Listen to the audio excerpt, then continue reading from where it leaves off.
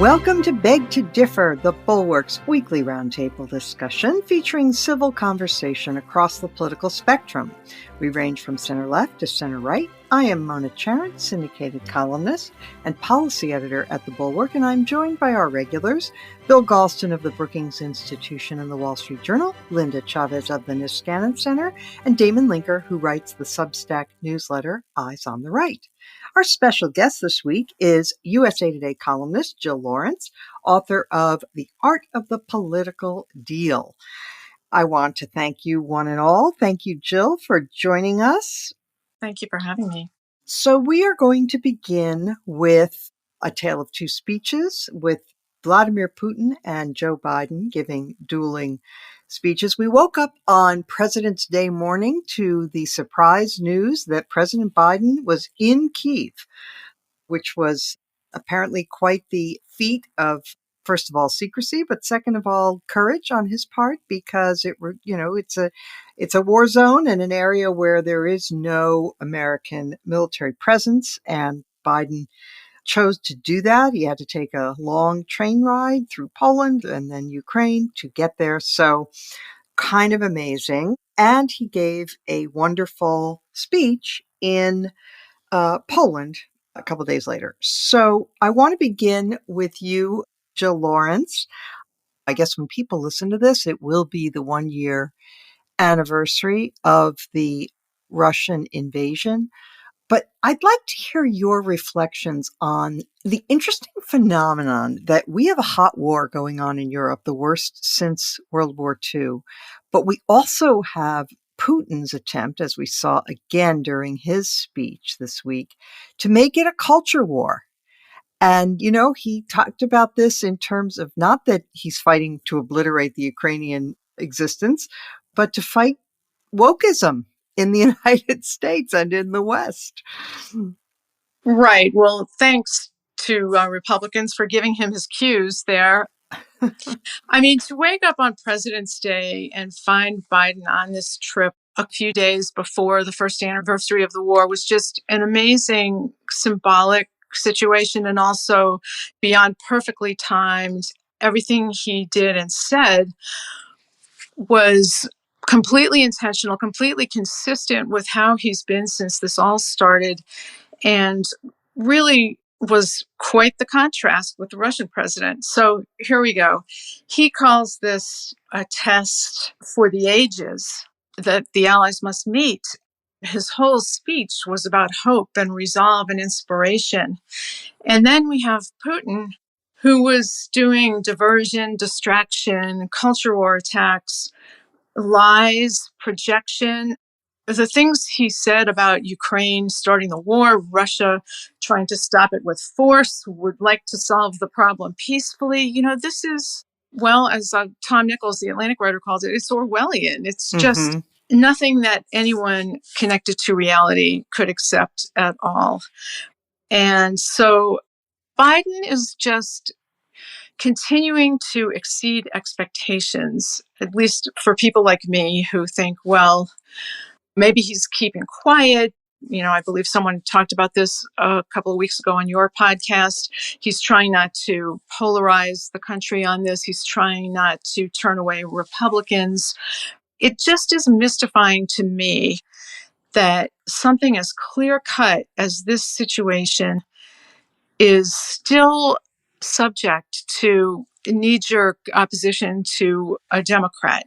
Ron DeSantis comes out and talks about how there's no strategic goal, there's a blank check. And this is not the party of Reagan, obviously. It's gotten very far away. But how do you not see the difference between, say, a reaction to Vietnam or a reaction to Iraq and a reaction to this, which is just such a threat to the entire world? So it's very sad to see the partisanship, but I hope that Biden has satisfied the people who were waiting for him to say, this is why we're doing this. This is why we need to keep doing this. This is the most important fight of our lifetime. Linda, I thought it was a beautiful speech. I really did. I thought the one he gave in Poland really did check all the boxes. It would be nice if he also spoke about that more often in this country. but it was incredible. And also, I think Jill's point about the knee-jerk partisan reaction is really just dismaying. I mean, look, this is the sort of thing where in a different time, in a less polarized era, Republicans would be able to say, well, we don't agree with Joe Biden about many things, but this is a matter of national security and this is a matter of right versus wrong, not left versus right, and support him, right? With some exceptions. We should be clear. I mean, Mitch McConnell and Lindsey Graham have been really strong. But what did you make of the speech on the reaction to it? Well, first of all, I absolutely agree with you. It was a terrific speech. He actually also delivered it very well. I think it wasn't too long ago on this program, what was it, a week or two before, that we were talking about his State of the Union. And I think many of us bemoaned the fact that he hadn't said very much about foreign policy. We'd spent almost his entire time on domestic policy. Well, he certainly made up for it. And like Jill, it sort of, sent a thrill through me when I woke up and turned on the TV and learned that the president was actually in Ukraine. I mean, he wasn't just on the border. He was actually in there. He was, attending a church. There's now a almost iconic photograph of him standing where he almost looks like he has a halo over his head. And as a Catholic, both Biden and I, Catholics, it sort of, it sort of sent a shiver down my spine. But look, the Republicans, what they are doing is so awful. And it shows my age, I guess, but there used to be a time when the president of the United States, of whatever party, when he stepped foot outside of the country, we were all united and we did not criticize him when he was abroad. And that was universal. It was true of Republicans when the Democrats were in control of Congress and Democrats when the Republicans were in control. Well, that clearly has gone by the wayside. But, for someone like me who doesn't agree with Biden on a whole lot of policy in terms of domestic policy, and sort of looking to see, is there an alternative conservative Republican who can appeal to a voter like me? I have to cross Santis off the list. His comments about Ukraine, his dishonesty, and his ignorance seem to me disqualifying. And as somebody who has always voted first and foremost on foreign policy and defense, and on economic issues and domestic policy as a secondary matter, this to me was disqualifying for DeSantis. Now, it doesn't mean that every Republican has been bad. In fact, there was the Munich conference and there were Republicans there, including House members, the chair of, the Foreign Relations Committee, the minority leader in the Senate, all were there, and they said and did all the right things. But for those who are running for office, this was very, very disappointing. Damon Linker, Linda Chavez and I are the one fraction of 1% of the voters who vote mostly on foreign policy. I think we're it. I've Linda heard of you guys. Yeah.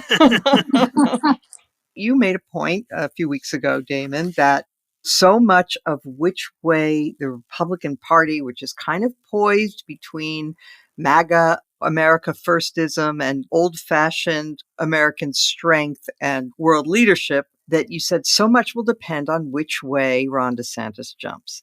And what I was thinking when you said that, but I didn't say, but what I was thinking, when has Ron DeSantis ever shown any inclination to put any daylight between himself and the MAGA base? And sure enough, this week, he comes out, as my Bulwark colleague Amanda Carpenter wrote, President Biden went to Kyiv and Ron DeSantis went to Fox and Friends. And on Fox and Friends, he said, this fear of Russia going into NATO countries and all that and steamrolling, that has not even come close to happening, unquote. Well, paying no attention to the fact that the brave Ukrainian people and all of the arms and so forth that the NATO countries have forwarded to them had a little something to do with that, plus NATO's very existence. And then he said, this typical sort of MAGA talking point. Biden's very concerned about those borders halfway around the world. He's not done anything to secure our own border here at home, et cetera. Yeah, et cetera. It is very nicely queued up, as you reminded listeners that I was, posing this question a few weeks ago about this all important question. We know where Trump stands, and then Nikki Haley and a lot of others who are kind of on the periphery waiting to jump into the race. We know that they're more traditional hawkish Republicans, but where would DeSantis come down? And he did clarify that this week, although in the interest of analysis, this is not in any way an endorsement of what he said. I do think it's important to parse the precise things that DeSantis was doing in these statements, which were, very perfectly timed. I don't know if they had like a heads up that Biden was going. Like, how did they know to have him on at like 8 a.m. when Biden was showing up there in Ukraine? The timing was a little uncanny there, but it is interesting that I think he did not go full MAGA. Full MAGA is to say, along with Mearsheimer and some other realist foreign policy analysts, that this war happened because bad policies of America going back decades of provoking Russia and meddling in its near abroad, and it's our fault. Poor Putin's just trying to have control of his neighborhood, and we should stop meddling in it. Trump has danced around that view for a long time. Tucker Carlson says it on the air all the time. And yet DeSantis did not say that. He blamed Biden's weakness in withdrawing from Afghanistan. And that is a different position. That's the position of a guy who's being very cagey, who wants to get close to Trump on Ukraine so that he can't take abuse from Trump on Ukraine, while subtly digging at Trump for, of course, starting the policy of withdrawal from Afghanistan in the first place, but also still being critical of Biden for executing it poorly. DeSantis is, in political terms, a shrewd guy. And I see this whole dance that he did there on Monday as very calculated. He wants to differentiate himself from Haley and from the others who are more hawkish among the anti-Trump faction of people who are going to be running. And he wants to get as close to Trump as he can without abandoning what I think his instincts are, which is to be more internationalist than Trump himself. So, again, this is in no way an endorsement or defense of what he's doing. I think it's pretty despicable in substance, but as a political move, it didn't really surprise me. It's pretty much exactly what I expected him to do. And it shows that the caginess continues here. And the contrast with what we saw from Biden over there was pretty dramatic. And the last brief thing I want to say, because of what I said last week, listeners might remember, I hit Biden pretty hard on this point of how I wish he would talk more about this. And as if he heard me, though I'm not taking credit. The power of beg to differ once it's again. Unbelievable. Yes, it reaches far.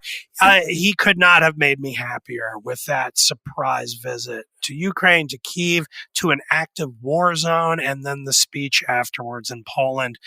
Bravo to Joe Biden on that. And I think for those who do care about American internationalism for the good of the country, for the good of the world, have a very, very clear picture right now of who our two parties are, where they stand, where they come down on these issues. Bill Galston, two things. One, Putin did make an announcement in his speech that he is pulling out of the last arms control treaty that was in negotiation between the U.S. and the Russian Federation. I'd like to hear your views on that. My sense is that he's trying to frighten people, that's a little bit of nuclear saber rattling on his part, which he has done before. In fact, it's milder than it was last year at this time when he was really threatening nuclear annihilation for anybody who interfered with his invasion of Ukraine. But the other thing he did was, as I was mentioning with Jill, that he went after the culture war aspect of this, which is so interesting because some people on the right really do fall for this. He said, Look at what they're doing to their own people. The destruction of families, of cultural and national identities, and the perversion that is child abuse all the way up to pedophilia are advertised as the norm, and priests are forced to bless same-sex marriages. Now, first of all, this is a little rich coming from the person who is literally kidnapping Ukrainian children and brainwashing them in Russia. But in any event, I don't recall a time when a foreign adversary was so cued into what would appeal to a particular audience in the U.S. What do you make of it? I guess I would say, Mona, check and check. You're right on both counts, although I do think we need to parse count number one a little bit. It's my understanding that Putin did not formally announce that Russia was withdrawing from New START, rather that they were suspending cooperation under the terms of the agreement. And, I've read a couple of arms control experts who say that that's a distinction with a difference, and that under favorable future conditions, the door remains open to re-entering cooperation. But he hasn't left the building. As for your second point, this is not new. This is a line of argument that foreign autocrats have been employing for some years now in order to seduce the American right, which doesn't take a lot of work.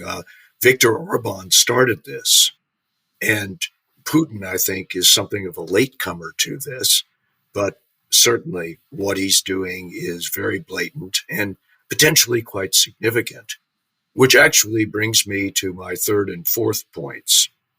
The decisions that the Republican Party, especially in its congressional mode, makes over the next year will be absolutely fateful.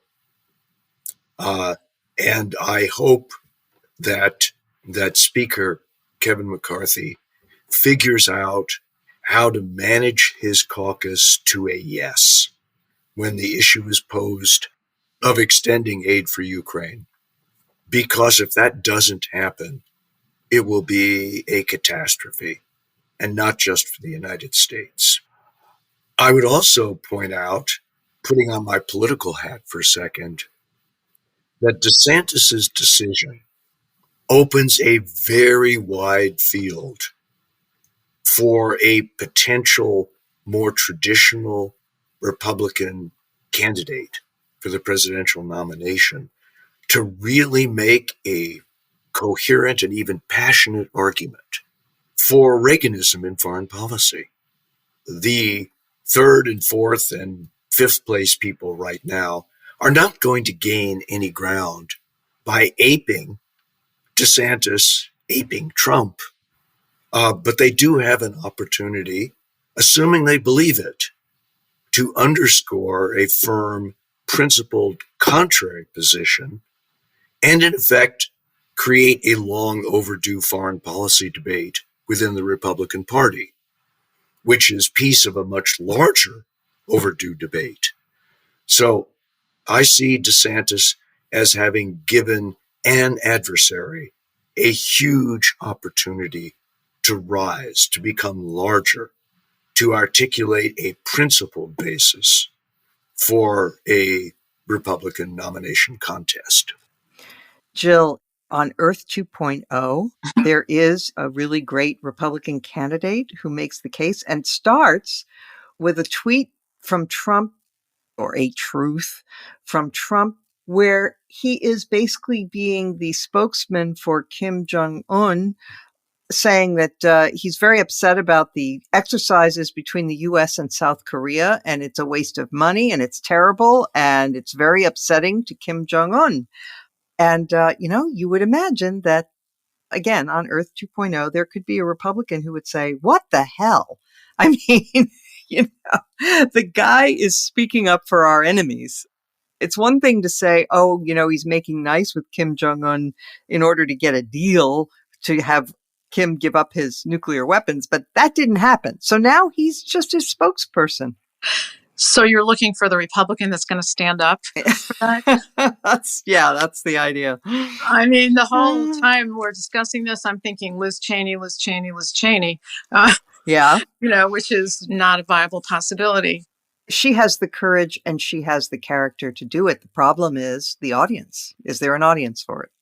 It would be an audience that might, I don't know, have the same priorities as you and Linda about a strong foreign policy and, not that concerned about economics. I don't know. I mean, I only see a lane independently, and I don't see a lane towards winning. I could see a lane towards helping Joe Biden or whoever the Democrat is winning by dividing conservative votes. But in terms of, actually winning the presidency, no. There's just no way to assert that world leadership Reagan-esque vision in this party. And when Trump first ran, I thought, well, great. I actually agree with him on this. But it was because we'd been in Afghanistan for, 20 years, and because Iraq was, an unprovoked invasion by the U.S., and it was different. It's not the same as this. So I think that Bill Galston's right, that somebody could actually get some traction and put that point of view out there for strong leadership in the world. I'm not sure a person like that could get the nomination. For decades, Rolling Stone has set the bar for entertainment publications. Today, Rolling Stone Music Now takes over in podcast form. SZA. You seem like a person with a pretty high level of anxiety, but you also seem fearless artistically. I feel like ideas have more power than identity. Like the excitement overrides insecurity. That is the only way that I'm ever able to accomplish anything. Rolling Stone Music Now, wherever you listen. Okay, moving on to our next topic. We had a revealing document dump. Dominion Voting Systems is suing Fox News Corporation for defamation, and they released a filing in that case where they had asked for a summary judgment. This is routine in these cases. Both sides asked for summary judgment, and there were pieces that were redacted, but this was page upon page upon page of the most extraordinary revelations that Dominion got through discovery of the internal discussions within Fox about the election lies and what they privately were saying to one another while in public they were giving this stuff credence. So let's go to you first, Damon. Start wherever you want, like with the time that one of the Fox News reporters, Jackie Heinrich, went on Twitter to fact check and correct something that Trump was saying, and she corrected it. And this caused an eruption from Tucker Carlson and Sean Hannity saying, get her fired. This is killing our brand. Yeah, well, and they talk a lot about the stock price getting hammered, probably because they're getting partly paid and stock options and so forth. It's ugly, ugly stuff. I can't say it's that surprising. It was more a confirmation of what pretty much everyone suspected, that Fox News is a kind of center-right journalistic outfit with a rabid disinformation organization tacked onto the top, and it's the latter that drives most of the money and costs the most because each of these extremely talented individuals who have their primetime shows are earning, 7, 8 digits of income a year. And it's pretty vile. I mean, at this point, there is no reason to suspect that any kind of shame is going to work to change this. The only thing that could possibly change it is an extremely severe punitive damage from this suit. It's what, $1.4 billion? Is that what they're asking for? It's 1.6. Few hundred million here or there. And then we're talking real money. So I guess I would say the only thing I can hope for, and, I'm not a lawyer, but this sure sounds compelling to me in trying to show malice and intentionally deceiving people, is we have to hope for the greatest, largest possible outcome in this suit to really hurt Fox News And maybe they will backtrack a little bit, and this kind of completely egregious behavior will be reined in a little bit. Again, it's not going to be conscience. It's not going to be shaming, because they've shown abundantly by now that they couldn't care less about that. I mean, Tucker Carlson comes off in these emails. I mean, it's very clear. He doesn't believe anything he says. No. It's all just nonsense. He sits there and collects his paycheck and goes on TV every night and lies to a bunch of rubes. And he knows that's what he's doing, and he couldn't care less. So nothing's going to change it unless the company is hurt so badly by this that they say, look, we cannot let this ever happen again because we're going to be out of business. So knock it off. Will it happen? I don't know. Let's keep our fingers crossed. Yeah, Linda, I'm going to violate one of the rules of this podcast, and it's because I want to be very accurate here. So I am going to use a little profanity, a little trigger warning there for our listeners. Okay, so this is a direct quote from Sean Hannity that he sent to Suzanne Scott. So this was, again, about this. It was Jackie Heinrich who had fact-checked the president. So he sends a memo saying, I'm 3 strikes. Wallace shit debate. Election night a disaster. Now this BS? Nope, not going to fly. Did I mention Cavuto? So Neil Cavuto had at one point cut away from a presidential spokesperson, Kayleigh McEnany, press conference because he said, wait a minute. She's saying all kinds of things that are not proved and can't be proved, and I'm not going to be party to this, and I'm going to turn it off. And so that didn't go down very well with the top brass at Fox. And, a couple things, Linda. First of all, it's worth dwelling on this because I'm afraid that this may be as good as it gets. That is to say, I'm afraid there will not be a great jury award here. Why? Because it could be that Dominion is asking for too much money. In Fox's reply, they claim that the people who bought the company in 2018 only paid $80 million for it. If that's true, then this award would be completely out of proportion to the damages suffered. Maybe that's a possibility.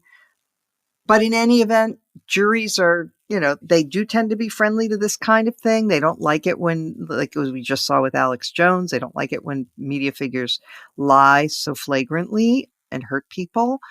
On the other hand, it may not turn out that way for a lot of other reasons, but this revelation by itself, should be given as much oxygen as possible to persuade the persuadable that this is not a news channel. Well, I guess I need to start with a Disclaimer?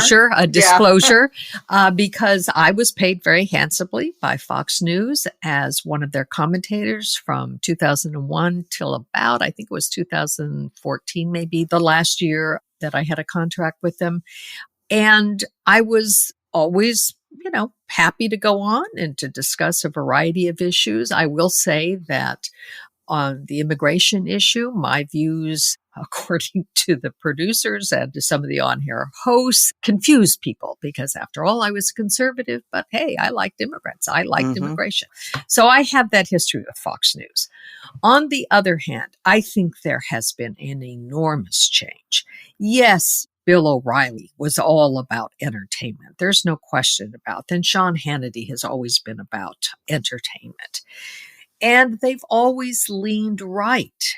And what used to sort of irritate me is that they often would pair me with a liberal and they would always pick a weak link. And from my point of view, it's no fun to debate somebody who doesn't know what they're talking about. So, they were certainly skewed. But they have gone off the rails. Whether they will get $1.6 billion is questionable, but they might nonetheless get a favorable verdict. And I don't think it is necessarily only the amount of the verdict that is going to count. I think it is also the question of the precedent that this will set. And I'm not a lawyer and you are, so you can correct me if I'm wrong, but malicious intent and reckless disregard is a very high standard. But it is hard for me to read these texts and emails from their on-air personalities and from Rupert Murdoch himself. He's, the big guy. He owns the company. And realize that they knew very well that the election was not stolen, that it was not rigged, and yet they continued to perpetuate this myth in their reporting and in their on-air statements. So I think they could end up with a verdict. And, it's clear to me that as it stands now, I've joked on the program before that I watch Fox News so you guys don't have to. I can't do it anymore. First of all, it's not even entertaining. But they don't offer a kind of, conservative take on the issues the way they used to and have the fair and balanced, as they like to portray it. There is no balance there. And they are so heavily skewed. And they also cover stories that, in my view, should not be dominating the news. When you've got a big story, certainly a story about Ukraine, a story about what's going on even in domestic policy, you'll turn on Fox News and all they're doing is battling the culture wars and highlighting stories that ought to be, one-day stories at most and kind of minor stories, not the kind of fixation. So they have an audience. This is all about making money. And what was clear in terms of those texts was the bottom line was this is hurting our brand. We can't afford to lose customers. Newsmax is siphoning away our most loyal watchers. And therefore, we've got to pull back and bend the truth in order to keep those people watching us. Yeah, including, as you say, Linda, Rupert Murdoch himself, who is quoted in these documents. He said, keep an eye on Newsmax. He wanted everyone to do that. And then he said, Trump will concede eventually, and we should concentrate on Georgia.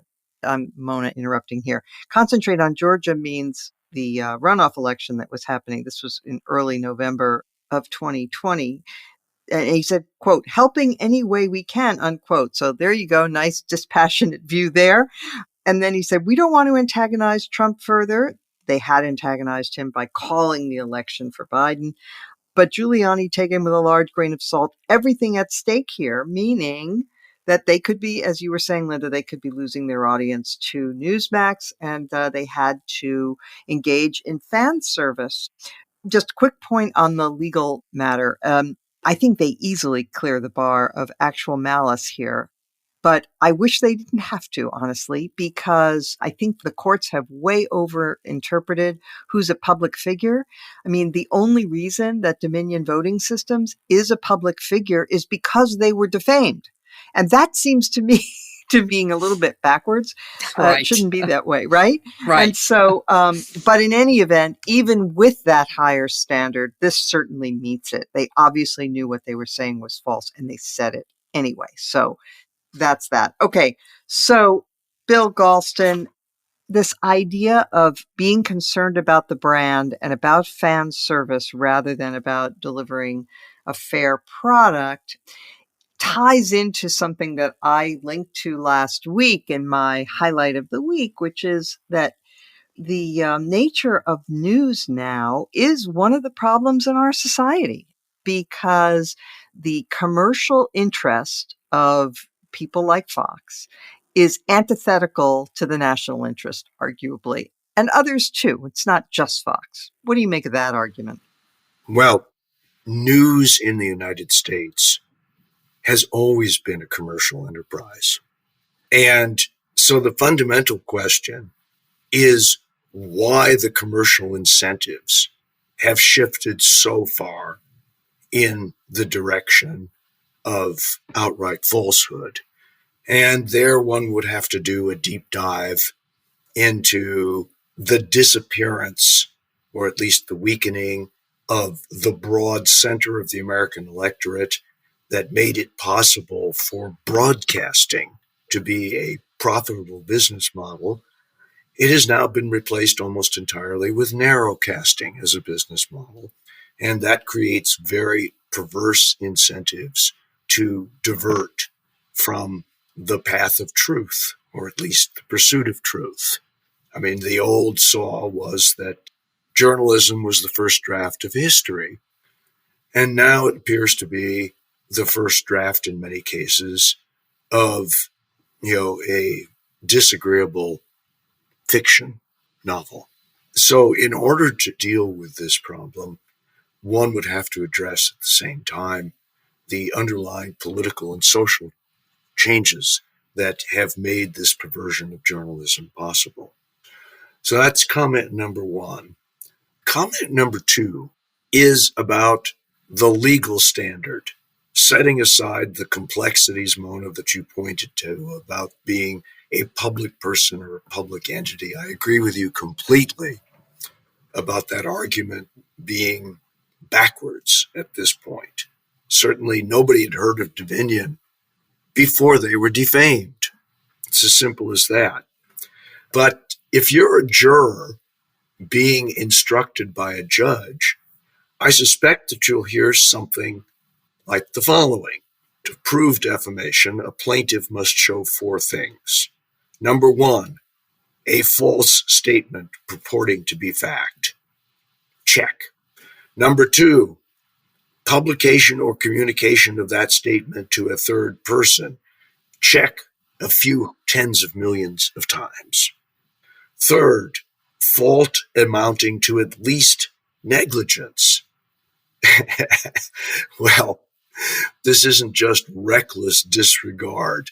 This is a deliberate lie. And it is now absolutely clear that it was a deliberate lie and what the motive for that lie was. And fourth, damages or some harm caused to the reputation of the person or the entity who is the subject of the statement. As far as I'm concerned from a legal standpoint, if this isn't a slam dunk case after the revelations that came out because of the disclosure, I don't know what is.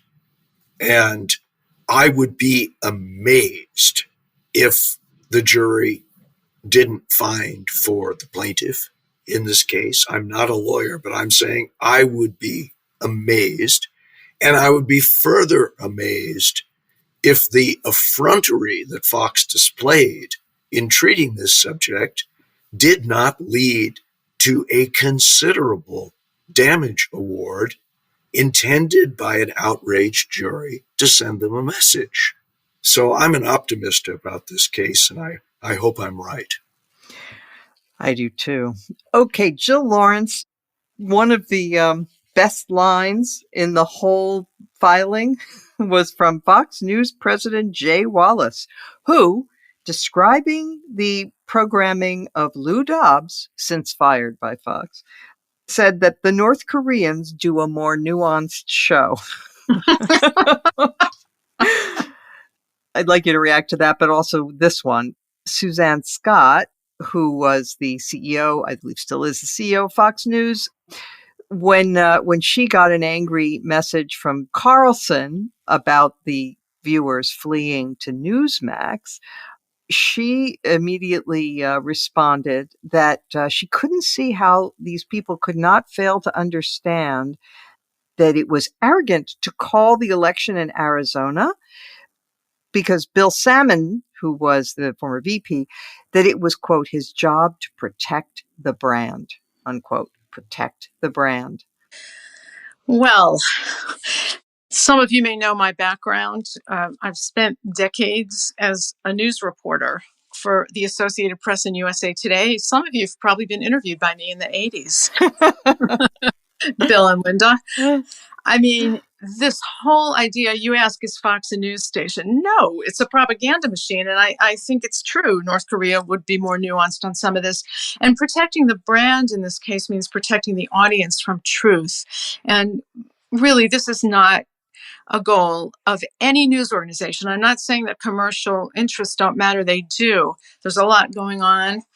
I could personally tell you stories. I can't even count the number of times my husband and I have both been subject to commercial pressures in our careers. But most legitimate news outlets are obsessive about facts, fairness, and correcting mistakes. And it hurts me to think of people like Benjamin Hart, who was so terribly injured covering the war in Ukraine, to be, on Fox and Friends, where, Ron DeSantis just said, this is a blank check for, with no real objective, well, except for saving Ukraine, but, Yeah. and checking Russia.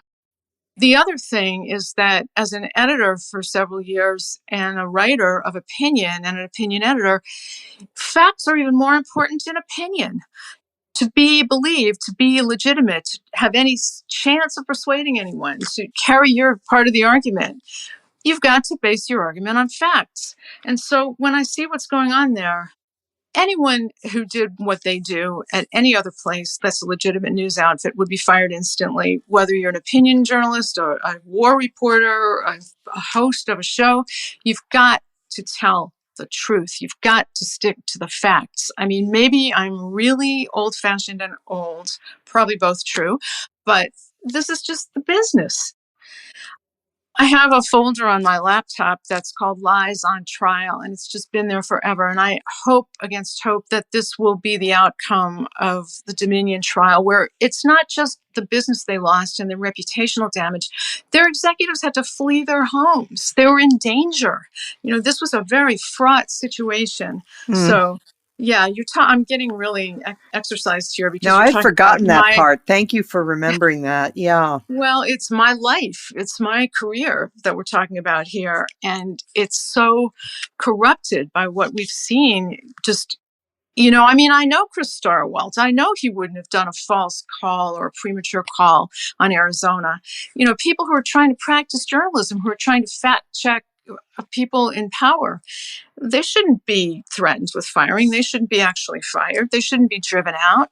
So it's all turned upside down. And I just pray that the Dominion case will help us put things right. Will send that signal, set that precedent that some of you have talked about.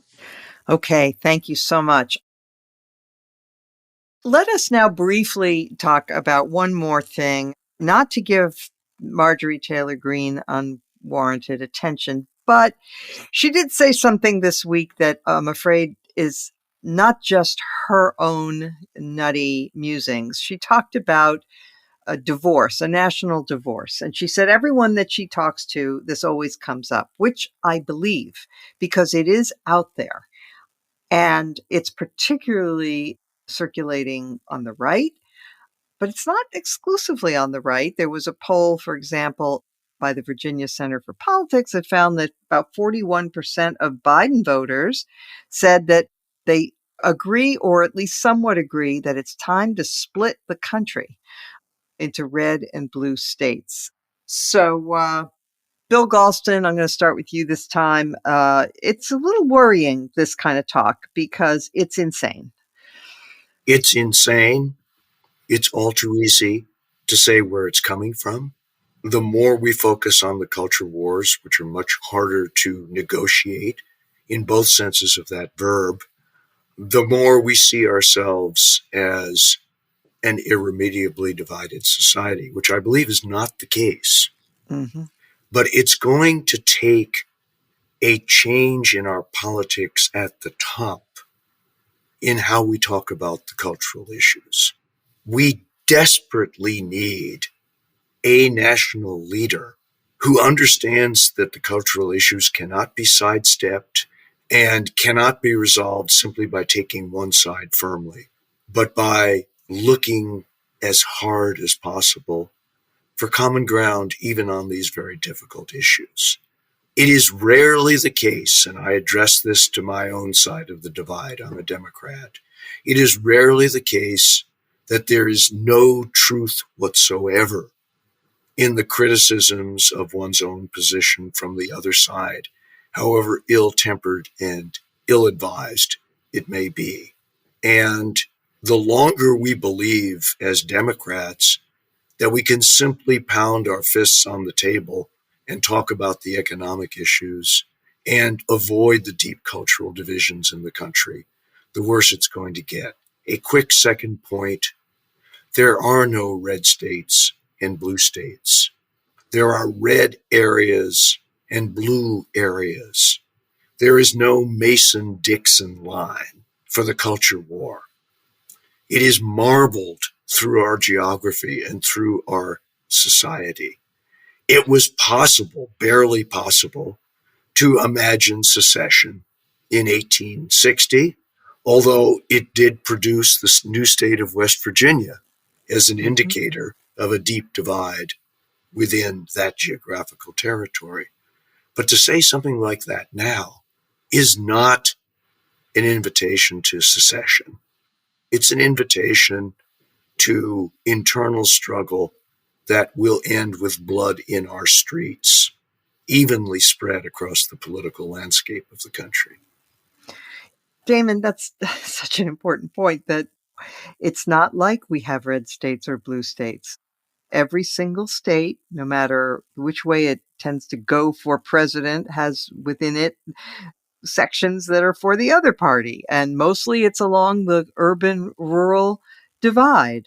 And it's really dangerous, as well as, come on, it is just absurd to talk about secession or divorce. I mean, who would get the 3,800 nuclear warheads that are spread all around the country? Who would get the courts, the federal treasury, Social Security checks? I mean, it is certainly true that in any kind of practical sense, it's an absurd proposition. We're a country of 330 million people in one nation. And as you and Bill have both indicated, we are intertwined with each other. And as you said, if you're going to try to find some cleavage that really gets at the division, it is the urban-rural one.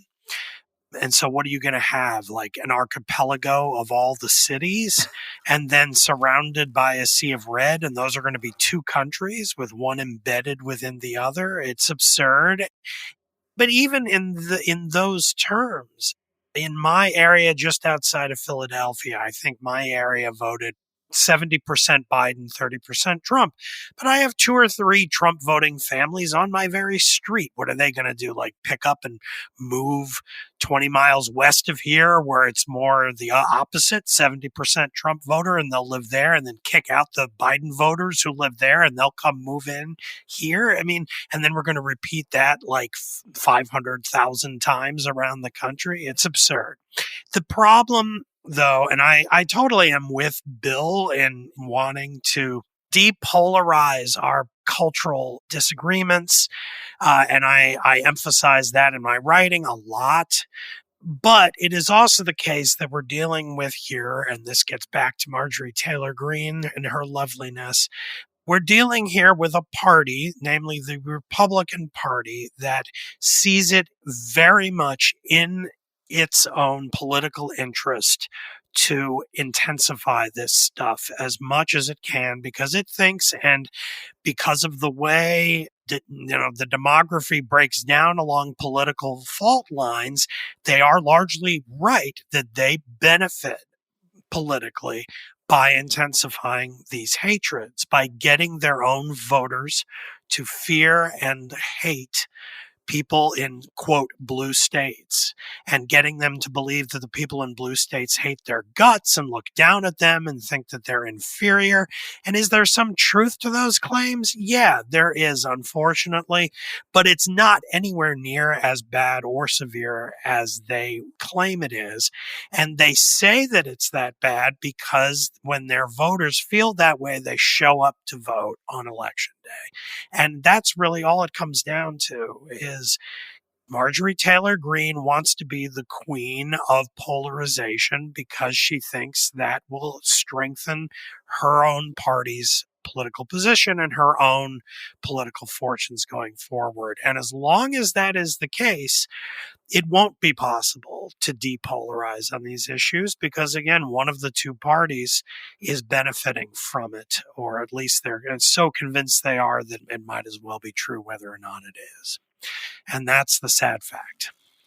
Not only will the voters show up if they are persuaded that the other side is absolutely Satan, but they will also forgive you for almost anything because you're against the bad people. And so you can get away with a tremendous amount. You can be George Santos, for heaven's sake, as long as you oppose the truly evil people. But Linda, there is another side here. I mean, I do agree with what Damon said completely about some Republicans in stoking this kind of thing. But I do also think that the forces on the other side, the so-called woke sensibility, is incredibly intolerant and incredibly authoritarian and does want to silence dissent, as we've seen with the letter that was sent to the New York Times last week, about its coverage of trans issues. And there is a corresponding side of the culture war that is also just very absolutist. Yeah, that's absolutely true. I think the difference is there's no question that the woke left has totalitarian instincts. But what Marjorie Taylor Greene is proposing is actual totalitarianism. Well, she is actually suggesting that you are going to deny the right to vote to people who differ from you ideologically. Yep. She would turn these newly constituted red states into one-party states, essentially. And you would essentially have to be, I guess, having some kind of secret police out there to try to figure out if people, go astray. I mean, this is really scary stuff. She is easy to make fun of. She is easy to laugh at. She doesn't seem very bright, frankly. I don't think she knows a whole lot of history. But what she is proposing has resonance on the newly constituted right, and it's scary. Because there are people a lot smarter than Marjorie Taylor Greene who've also asked for this kind of secession. I mean, we see, folks over at the American Mind, the Claremont Institute has had people who've basically called for this kind of separation. And so, Alan West, the former chairman of the Texas GOP. Absolutely. So that's what worries me about this. And it is so illiberal in the good meaning of liberal in that sense. It is so much leaning into a kind of totalitarian mindset that I think we should be concerned about it. Now, I think, she will be slapped down by some, but her growing influence within the majority in the House, her close relationship with Kevin McCarthy, the fact that she supported him in order for him to become Speaker of the House, and her having gotten choice appointments to various committees, including Homeland Security, all of this makes it far more dangerous. And so, we can laugh about it, we can joke about it. She can be, a clown, but the movement that she is part of is not clownish. It's serious and it's dangerous. Yeah, Jill, we could say, it's probably a minority of people who would ever take this sort of thing seriously. And yet, a committed minority led by irresponsible leaders, we've seen what they can do. We saw it on January 6th. A small number of people committed to something really dangerous can destabilize an entire country. Well, that's true. And no one's really gotten into too much detail about her 1,400-word elaboration on why she wants this divorce and what she thinks each side will do, particularly the blue side. And the thing that's so disturbing, well, besides the part that the only thing she says that's true has to do with my home in D.C., it's true that the council passed a law saying illegal immigrants can vote, and I don't approve of that. But everything else is an exaggeration or a completely made-up situation. She pretends to know what these blue states will do, like get rid of the national anthem and the pledge and, take away every gun and replace them with anthems and pledges to the trans flag and Black Lives Matter. It's really astonishing. She says that law enforcement will be seen as heroes once again and not portrayed as racist thugs. I mean, the problem is the caricatures, but also the problem is that a lot of people will believe them. And maybe this is her audition to be the vice president on a ticket led by Trump or DeSantis. I don't know. But she talks about how they're fed up with the left cramming and forcing their ways on us.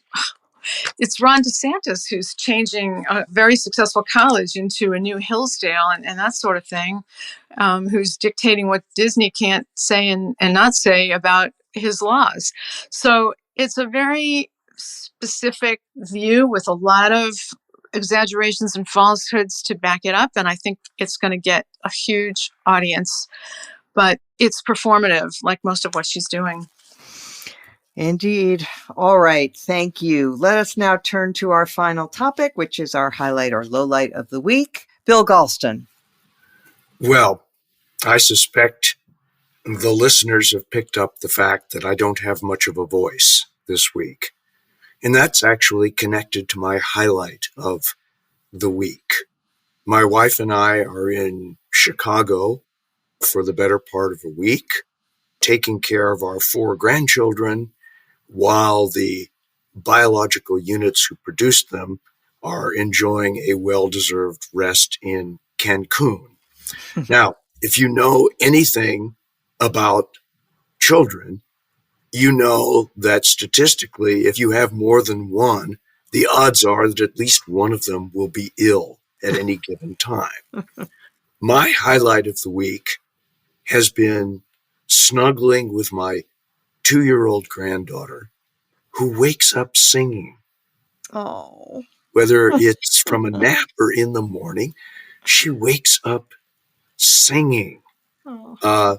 I'm 77 years old, and I didn't think that second love was possible. But I'm here to tell you that it is. And if the price of the snuggling is the disappearance of my voice, it's worth it. To all the future grandparents of the country, I say, you don't know what you're in for. Gosh, I am so jealous. All right. Thank you for that. Linda Chavez. Well, of my 9 grandchildren, there are very few of them that are young enough to snuggle, but I really appreciate Bill's little story. That was wonderful. I have a highlight of this week that may surprise some listeners and some of my co-panelists here. I want to highlight a piece that was an opinion piece written in the New York Times on Sunday, and it was written by Henry Louis Gates Jr., who I should disclose is a friend, in addition to somebody whose work I admire. But he wrote a piece called Who's Afraid of Black History? And it was in response to the controversy about Ron DeSantis and the AP course, but it was not the kind of usual liberal diatribe against DeSantis, etc. Instead, it was a very interesting, informative piece about the history of the way in which Black history has been taught, and I shouldn't say Black history, the way in which the Civil War has been taught, particularly in the South. And he goes into great depth about the propaganda efforts that promoted the lost cause movement throughout the South. And he talks about a woman named Mildred Lewis Rutherford, whom I had not heard of before, and her efforts essentially to make sure that all the textbooks that were being used in the South erased slavery as one of the causes of the Civil War, that, of course, promoted this idea of the lost cause and the whole idea that the Civil War was really about states' rights and it, was this noble struggle. And it's just a very interesting, nuanced piece. And of course, Henry Louis Gates himself is at Harvard, and he's the director of the Hutchins Center for African and African American Research, and has written many, many books about the Black experience in America. But for people who want to understand how it is that the South came to have this view of its own history and the distortion of that history, and why it was that Black scholars pushed against it, and how the history of Blacks in America should be taught, I couldn't recommend more highly a piece than this one by Skip Gates. Thank you so much.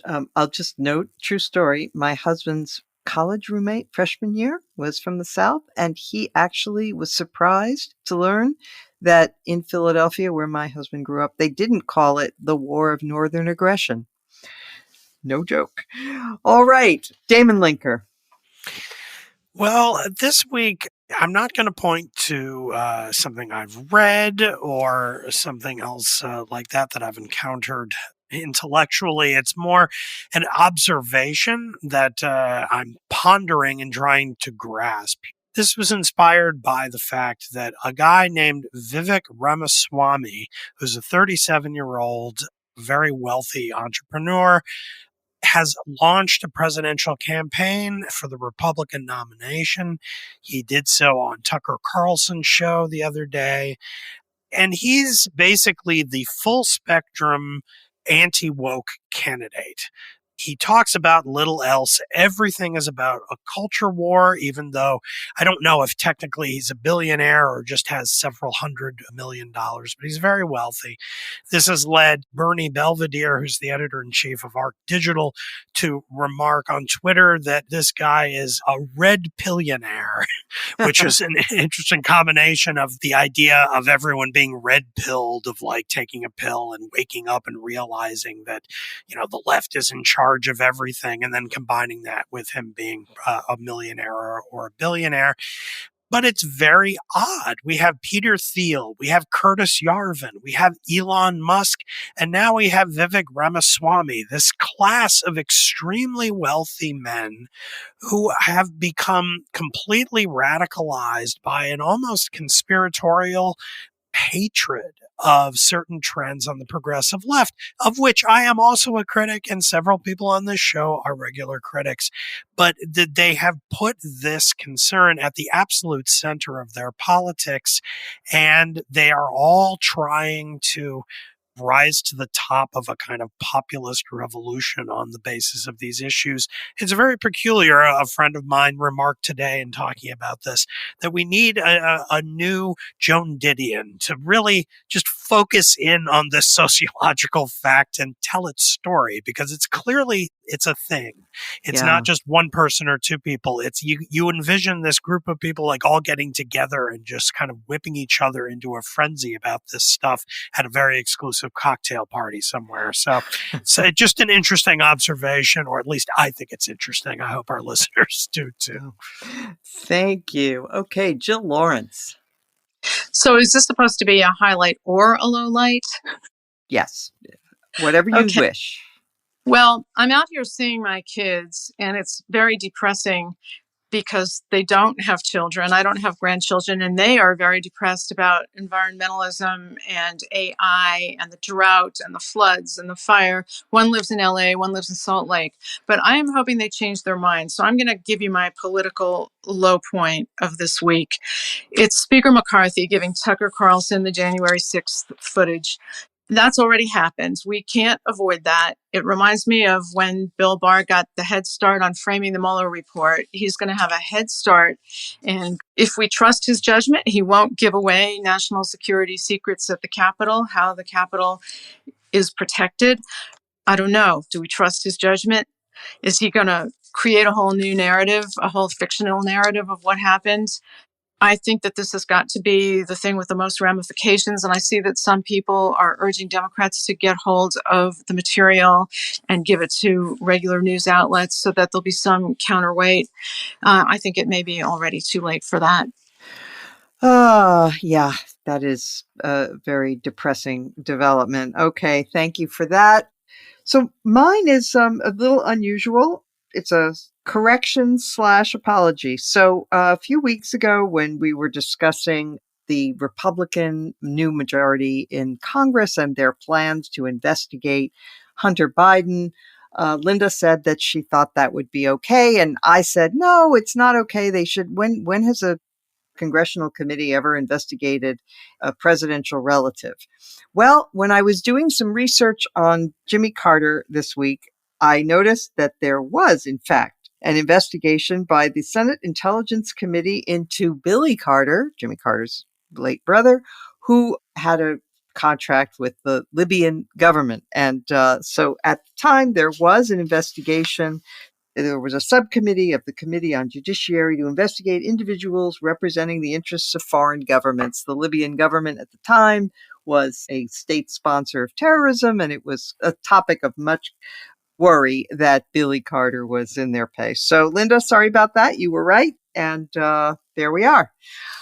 With that, I want to thank our guest, Jill Lawrence, and our regular panel, as well as our sound engineer this week, Joe Armstrong, and our producer, Katie Cooper. And of course, thank you to all of our listeners, especially those who subscribe and who rate and review us and help get the word out. We will return next week, as every week.